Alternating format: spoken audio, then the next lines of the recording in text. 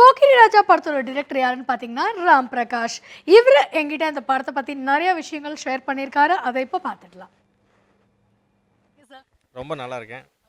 So போக்கிரி ராஜா அப்படின்னு சொன்னோடனே பார்த்தீங்கன்னா ஃபஸ்ட்டு பழைய போக்கிரி ராஜா தான் எல்லாருக்குமே ஞாபகம் வருது. ஃபஸ்ட்டு டைட்டில் பற்றி சொல்லிடுங்க.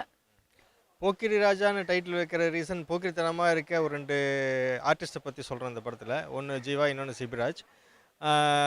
ஜாலியான பசங்க 2 பேரும். ஸோ அதுக்கு ஒரு ஜாலியான டைட்டில் தேவைப்பட்டுச்சு. அதுக்காக போக்கிரி ராஜான்னு வச்சுருக்கோம். ஸோ இந்த படத்தில் ஜீவா எவ்வளவோ மாதிரியான படங்கள் பண்ணிட்டாரு. இந்த படம் டைட்டிலே வந்து பார்த்தீங்கன்னா ஸ்டில்ஸ்லாம் பார்த்தீங்கன்னா கமர்ஷியல் மூவி மாதிரி இருக்குது. என்ன மாதிரியான காமெடி ரோல் மாதிரியாக இருக்கா, இல்லை என்ன மாதிரியான ரோல் ஜீவாக்கு சிபிராஜ் எப்படி இந்த இதில் வந்தார், இந்த படத்தில் வந்தார்? ரோல் பார்த்தீங்கன்னா ஜீவாவுக்கு வந்து ஐடி கையாக ஒர்க் பண்ணுறாரு. ஒரு ஐடி இண்டஸ்ட்ரியில் ஒர்க் பண்ணிட்டு இருக்க ஒரு பையனாக வராரு. தென் சிபிராஜ் வந்து ஜாலியாக ஊர் சுற்றிட்டு இருக்கிற ஒரு பையனாக இருப்பார். அண்டு 2 பேத்துக்குள்ள ஒரு சின்ன ஒரு கனெக்ஷன். அந்த கனெக்ஷனில் ஒரு சின்ன பிரச்சனை. அந்த பிரச்சனை எப்படி சால்வ் ஆச்சு, அதுதான் படத்தோட கிளைமேக்ஸ்.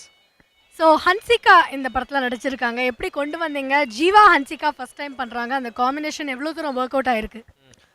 இந்த படத்தில் ஒரு பேர் இருக்குன்னா அது புதுசாக ஒரு டாக் இருக்கணும். ஆல்ரெடி அவங்க பண்ணியிருக்கக்கூடாதுன்னு நினச்சேன். ஸோ ஜீவாவுக்கும் ஹன்சிகாவுக்கும் இது வரைக்கும் ஒரு காம்பினேஷன் இல்லை. ஸோ அது இருந்தால் நல்லா இருக்குன்னு சொல்லி ஜீவாட்ட பேசும்போது ஆல்ரெடி அவங்க 2 பேர் ஃப்ரெண்ட்ஸாக இருந்தாங்க. ஸோ ரொம்ப ஹெல்ப்ஃபுல்லாக இருந்தது. ஜீவா பேசினார், ஹன்சிகாட்ட இப்படி ஒரு நல்ல கதை இருக்குது பண்ணுறியான்னு கேட்டார். உடனே அவங்க கமிட் பண்ணி பண்ணோம்.